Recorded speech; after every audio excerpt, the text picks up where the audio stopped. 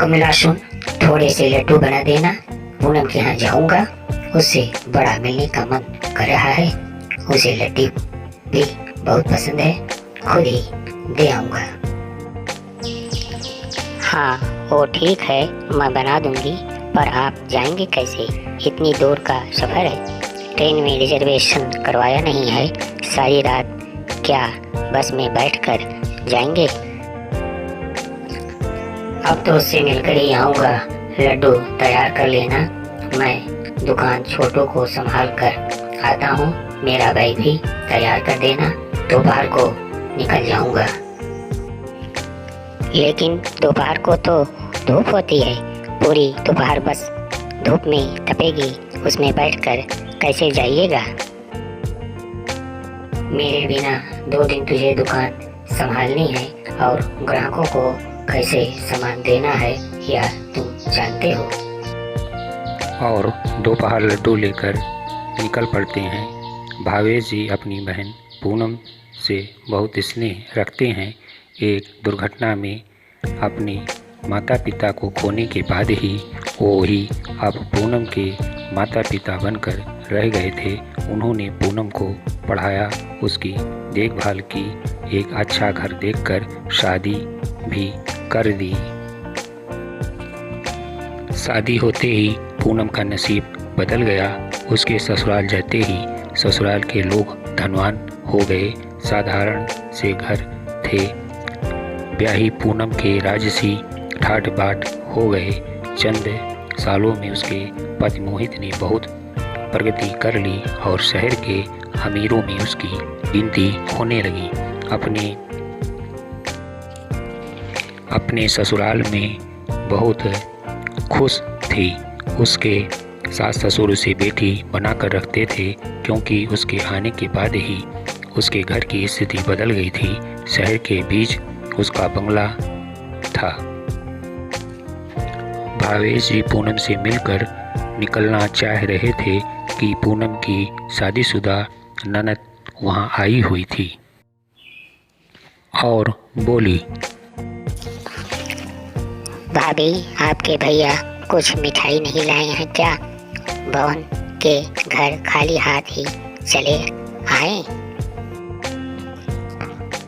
हाँ, ये लो पूनम मिठाई का डिब्बा। भैया ये सब क्यों लाने लगे? भला ये भी कोई मिठाई होती है? आपकी बहन लाखों में खेलती है। आपकी बहन उसके लिए घर की बनी हुई साधारण मिठाई ले आई। ऊंची दुकान से अच्छी मिठाई लाते तो ज़्यादा पैसे खर्च हो जाते। दीदी मैं आपका पूरा सम्मान करती हूँ, क्योंकि आप मुझसे बड़ी हैं तो आपको भी मेरे बड़े भैया का अपमान करने का कोई हक नहीं है। वो भी आपसे बड़े हैं। रही बात मिठाई की, तो मुझसे भाभी के हाथों के बनी बेसन के लड्डू बहुत पसंद हैं। भैया जब भी आते हैं मैं यही मंगवाती हूँ। ऊंची दुकान की महंगी मिठाई में वो बात कहाँ जो भाभी के हाथों से इन लड्डुओं में है। भैया आप किसी बात का दिल पर मत लीजिएगा। दीदी को तो आदत है, वो ऐसे ही कुछ भी कह देती हैं, लेकिन मेरे मन में ऐसा कुछ भी नहीं है। मुझे तो यह लड्डू बहुत पसंद हैं। भैया ये तो बाहर ले जाइए, ये मैं नंदिता और उदिता को लिए लेकर आई हूँ। उनसे कहिएगा बुआ ने भिजवाया है।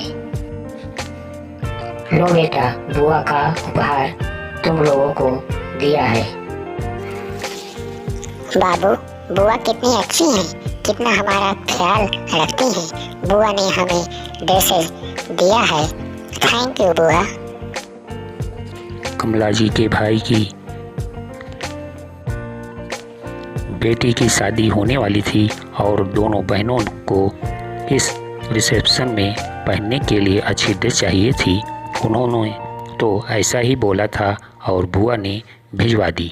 इधर भावेश जी दुकान में आकर देखा कि दुकान का गल्ला खाली है। वो दिन से कोई ग्राहक नहीं आया। दुकान से भावेश जी घर आए। कमला, तुम सोई नहीं? टिफिन तो मैं लेकर गया था, फिर आराम से सो जाती। सुबह जल्दी उठती हो और दिन भर लगी रहती हो। घर का दरवाजा ने दिया था, उदिता कोई भी खोल देता। आपसे बात करनी थी। आप जब से आए हो आपका चेहरा उतरा हुआ है, कोई बात हुई है क्या? नहीं, कोई बात नहीं हुई, बस पूनम की ननद अक्सर कड़वी बातें कह देती है। खैर छोड़ो, अब मायके जाने की तैयारी कर लो। दोनों बेटियों के लिए कपड़े तो पूनम ने भिजवा दिए हैं। मेरी बहन मेरी बेटियों का कितना ध्यान रखती है। कमला जी अपने पूरे परिवार समेत शादी में जाती हैं। वहां से लौटते वक्त उनकी बस का एक्सीडेंट हो जाता है। भावेश जी को चोट आती है और वह बिस्तर पर आ जाते हैं। उधर छोटू दुकान का आधा से ज़्यादा सामान गायब करके भाग जाता है। दुकान पर ग्राहक आना कम कर देते हैं। माल बिकता ही नहीं तो कंपनी से और माल भी नहीं मंगवा पा रहे थे। कमला जी दुकान संभालती हैं, पर उससे घर खर्च भी मुश्किल से निकल पाता है। ये सब सुनकर उसकी बहन पूनम दौड़ी आती है। भाई की हालत देखकर उस पर रोना आता है, पर वो मजबूत बनी रहती है और घर को सहयोग देने का निर्णय करती है। वो दुकान पर सामान भरवा कर एक नौकर का इंतजाम करवा कर देती है ताकि दुकान से आमदनी हो सके। भावेश जी का इलाज करवाती है ताकि वह ठीक हो जाएं। डॉक्टर बताते हैं कि इनके ठीक होने में 4-5 लाख तक खर्च आएगा। हाय राम, मैं इतनी रकम कहाँ से लाऊं? भाभी आप चिंता न करें, मैं किस दिन काम आऊंगी, मैं पूरी रकम दूंगी, भैया ठीक हो जाएं। पूनम, हम तुमसे इतना पैसा नहीं ले सकते हैं। ये समाज और रिश्तेदार क्या कहेंगे? हम पाप के भागीदार बन जाएंगे। भाभी, भैया मेरे पिता के समान हैं। अभी बस ये सोचिए कि किसी तरह भी बस ठीक हो जाएं। रुपए कौन खर्च कर रहा है, इससे कुछ फर्क नहीं पड़ता। भैया मेरे लिए ठीक होने बहुत ज़रूरी है। अगर मैं भैया को ठीक नहीं कर पाई तो मुझ पर धिक्कार है। भैया ने मुझे कभी बीमारी में अकेला नहीं छोड़ा, तो मैं उन्हें अकेला कैसे छोड़ सकती हूँ? भाभी, ये उस समय की बात है जब मैं बहुत छोटी थी। एक बार मैं बहुत बीमार पड़ी, ऐसा लग रहा था कि मैं जिंदा नहीं बचूंगी। भैया ने उस समय मेरी बहुत सेवा की, मुझे जगह जगह दिखाया। उम्मीद नहीं छोड़ी और मैं दवाइयों और भैया की प्रार्थनाओं से ठीक हो गई। भाभी, भैया मेरे बिना नहीं रह सकते हैं और ये मैं भैया के बिना नहीं रह सकती हूँ। भावेश जी का इलाज हो गया मगर पूरी तरह ठीक नहीं हुए। इधर बेटी नंदिता की शादी की तारीख पास में आ रही थी। भावेश जी को चिंता खाए जा रही थी। लड़कों वालों का उन पर दबाव बन रहा था कि वो अब और इंतज़ार नहीं कर सकते। लड़की की दादी बीमार है, वो कभी भी दुनिया से जा सकती हैं, इसलिए जोते की शादी देखना चाहती हैं। पूरा परिवार तनाव में आ जाता है। नंदिता की शादी भी ज़रूरी थी। एक बार रुक गई तो फिर छोटी की भी शादी करनी थी। नंदिता शादी बात अपनी बुआ को बता देती है। पूनम भावेश जी से मिलने आती है और कहती है कि भैया मैं नंदिता का कन्यादान करना चाहती हूँ। यह सुनकर भावेश और कमला जी हैरान रह जाते हैं। पूनम, तू कैसे नंदिता का कन्यादान कर सकती है? तूने तो अभी बहुत छोटी है, फिर भी कन्यादान करना आसान भी नहीं है।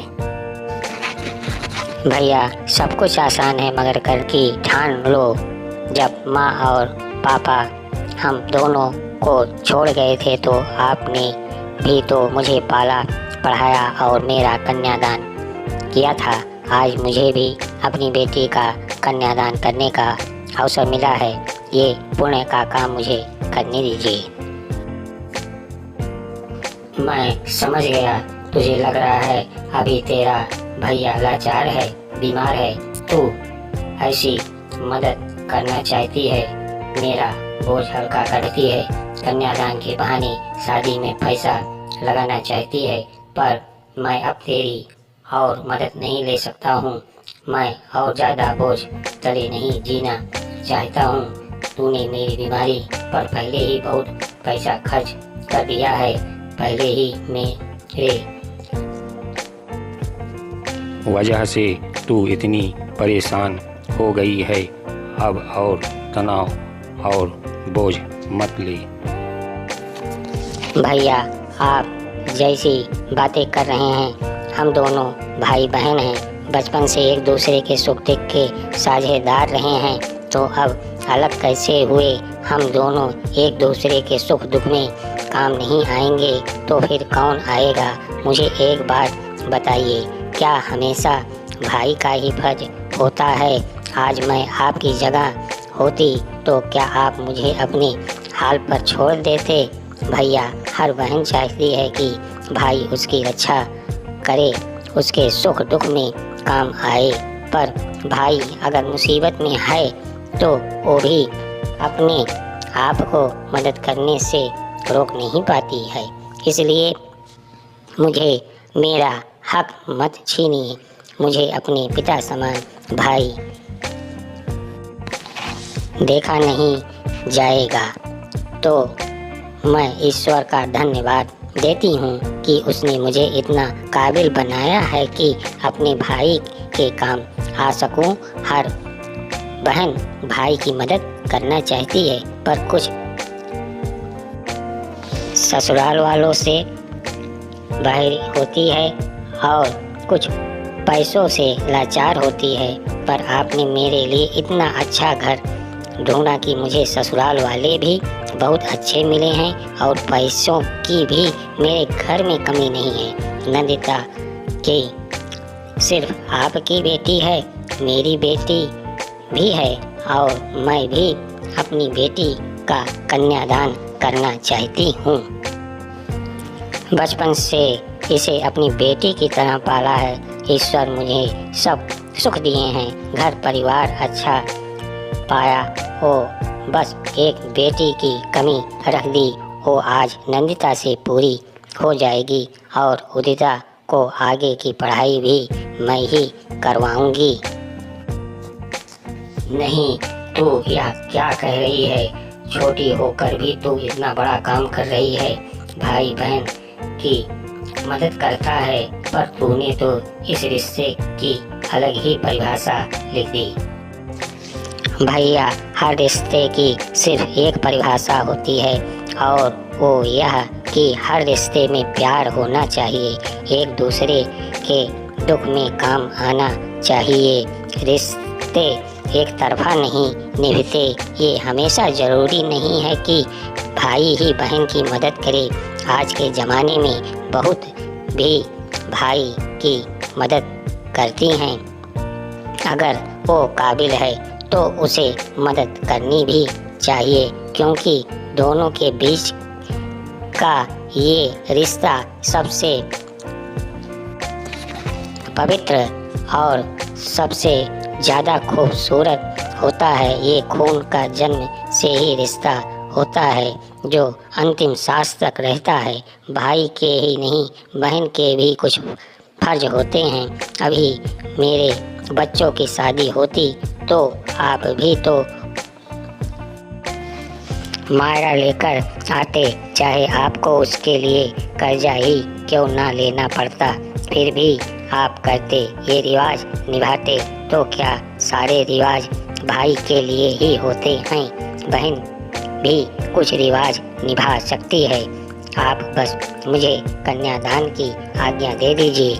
मेरे रहते मेरे भैया परेशान हो, ये तो कभी नहीं हो सकता है। आप मुझे मेहमानों की लिस्ट दीजिए।